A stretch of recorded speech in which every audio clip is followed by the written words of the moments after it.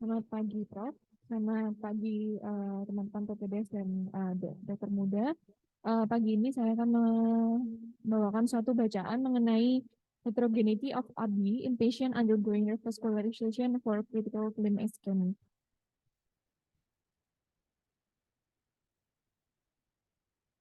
Sebagai pendahuluan, jadi apa yang dimaksud dengan ABI? ABI itu adalah ankle brachial index. Jadi ABI ini merupakan rasio dari tekanan darah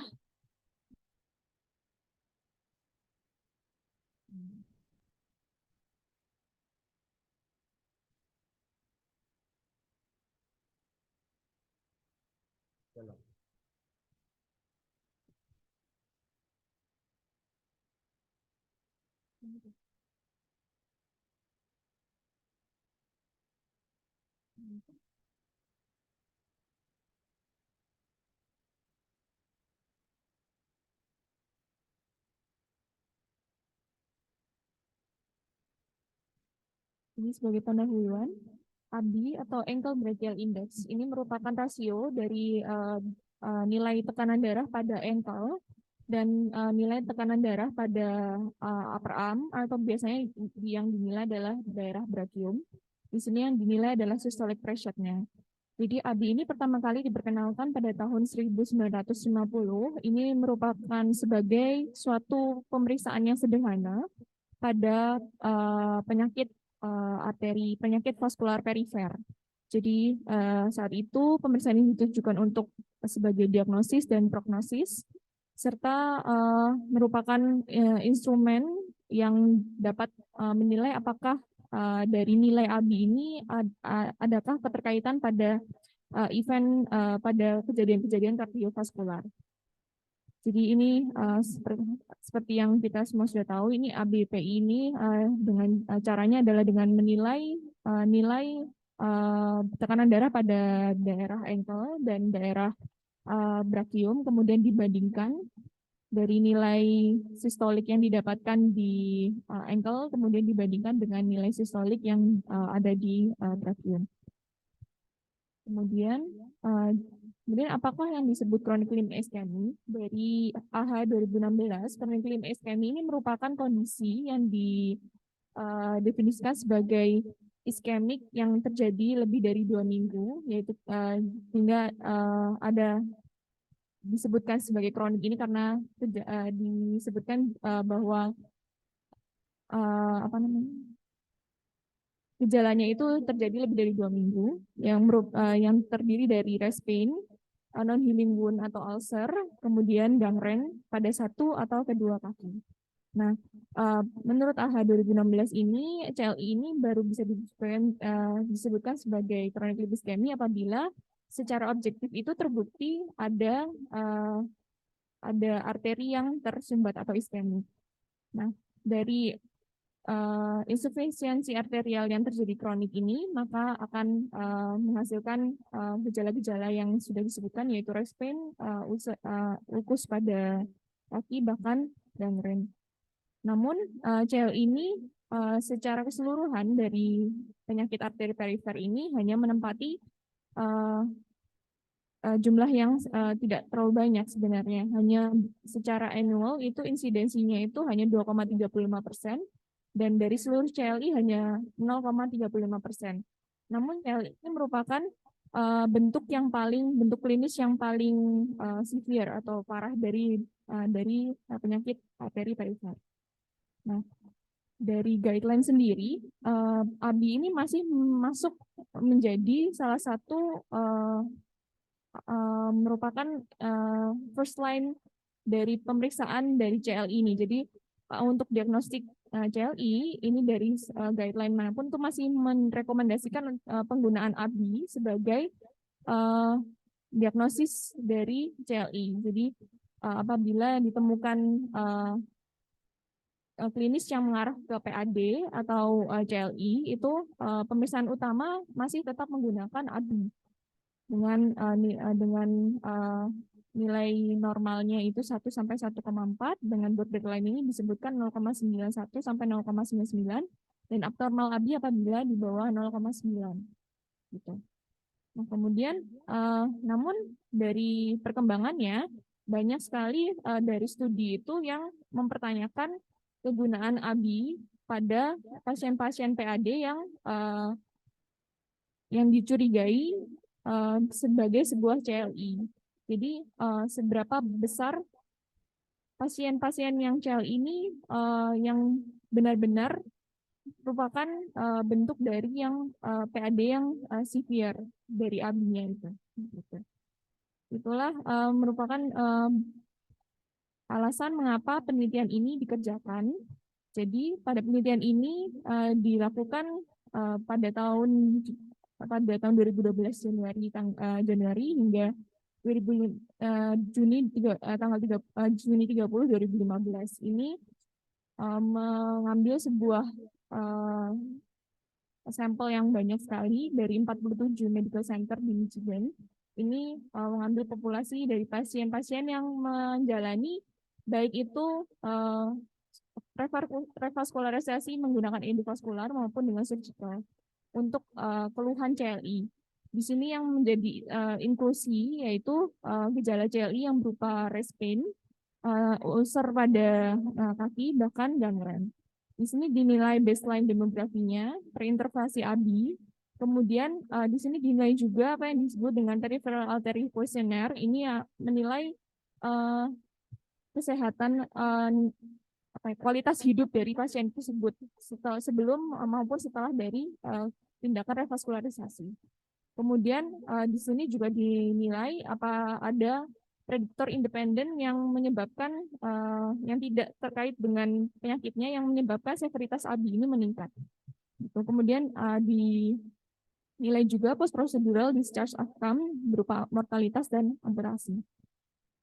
Kemudian ini adalah kategori yang dipakai pada penelitian ini. Jadi di sini disebutkan severe itu apabila ABI-nya di bawah 0,4 dan mild moderate apabila ABI-nya itu di dalam batas 0,41 sampai 0,9 dan disebutkan normal apabila nilai ABI-nya 0,91 sampai 1,41.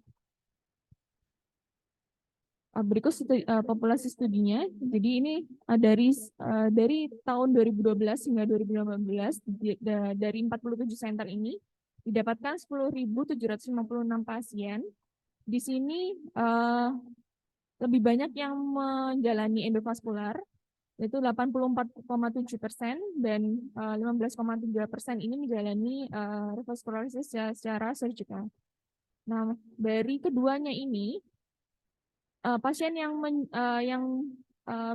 didapatkan nilai ABI preintervasi ini baik pada endovaskular maupun surgical revaskularization itu keduanya hanya tidak semuanya mempunyai nilai ABI preintervasi. Jadi hanya 54,6% pada pasien yang menjalani PVI dan 61,6% pada pasien yang menjalani surgical revaskularization. Nah, kemudian pada pasien-pasien dengan ABI yang di atas 1,4 ini pada penelitian ini dieksklusi karena pada ABI yang bernilai 1,4 ini dinilai sebagai dengan keadaan arteri yang non-kompresibel.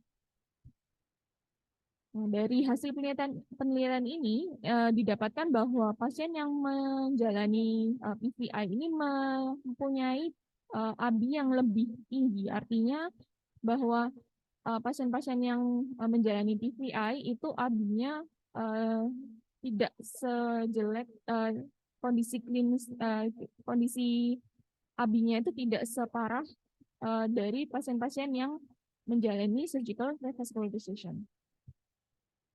Kemudian berikut didapatkan demografi karakteristik. Jadi di sini didapatkan suatu fakta yang menarik bahwa pada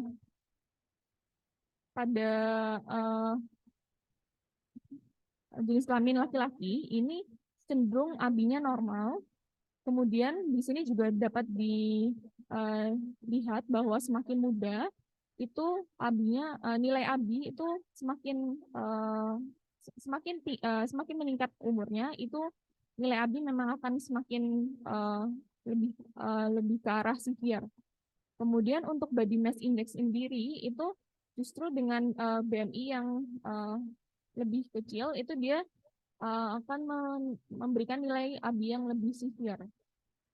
Nah, dari sekian banyak pasien yang diambil pada sampel ini, ternyata hanya 16% saja pasien-pasien dari seluruh pasien yang menjalani revaskularisasi itu hanya 16% yang mempunyai severe PAD berdasarkan ABI-nya, nilai ABI tersebut, gitu.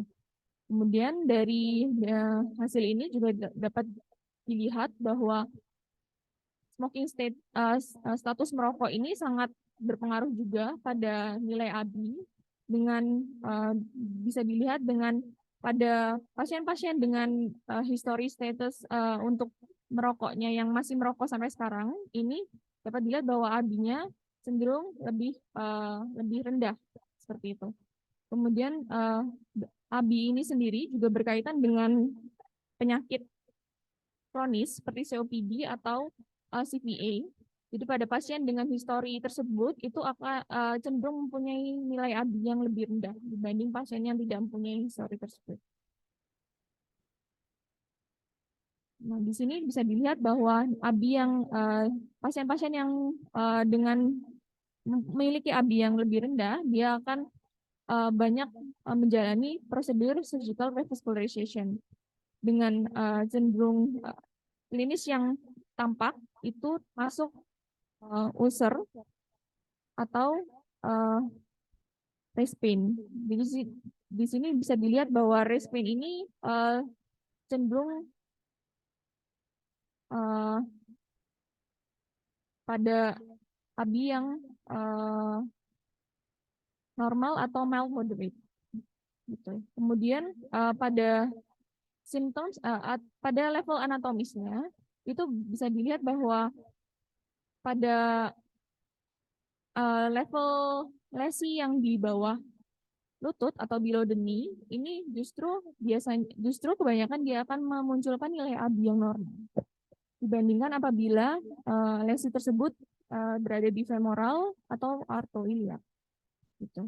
Dari hasil ini bisa dilihat bahwa ini terdapat heterogenitas yang cukup substansial pada keseluruhan pasien yang menjalani tindakan untuk revaskularisasi baik melalui peripheral vascular intervention maupun surgical.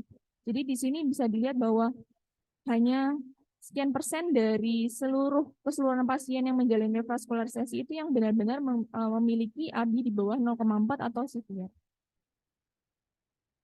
Pada penelitian ini juga dinilai dievaluasi perubahan pada health statusnya atau status kesehatannya dari kualitas hidupnya, apakah dari simptom, fungsi, dan kualitas hidup dari pasien itu sebelum dan setelah menjalani revaskularisasi. Di sini bisa dilihat bahwa ada ketiga kategori ABI ini bisa dilihat bahwa ada perubahan signifikan. Jadi meskipun ABI-nya normal, ini tapi tetap didapatkan perubahan signifikan setelah dilakukan intervensi vaskular tersebut. Dari hasil penelitian itu kemudian dilakukan logistik regresi untuk menilai prediktor independen dari severitas ABI ini. Nah, dari sini didapatkan bahwa peningkatan ABI ini ditentukan oleh increasing age, kemudian riwayat merokok, dan histori dari stroke atau penyakit vaskular sebelumnya, serta menurunnya HB.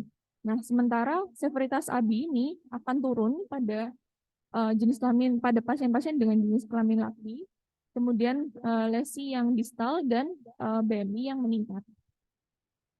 Jadi apa konklusi dari jurnal ini? Jadi hanya sebagian kecil saja dari pasien-pasien yang menjalani revaskularisasi pada CL ini mempunyai severe PAD. Dan meskipun didapatkan heterogenitas pada ABI, namun perubahan simptomatik ini nyata pada pada ketiga kategori ABI tersebut yang menjalani revaskularisasi. Jadi ada sebuah ketidakcocokan pada severitas ABI dan clinical diagnosisnya, sehingga masih perlu dilakukan penelitian lebih lanjut terhadap penggunaan ABI pada populasi yang mengalami CLI. Sekian. Baik, terima kasih. Jeko, sayang kok tidak dirubah ya konklusinya ya. Maka saya suruh ganti disconnection kan. Coba konklusinya tadi. Itu Inggris yang saya bilang tidak enak. Tapi Ya, Jeko janji mau ganti kok tidak diganti. Ini sekarang sudah saya ganti. Mana tadi konklusinya?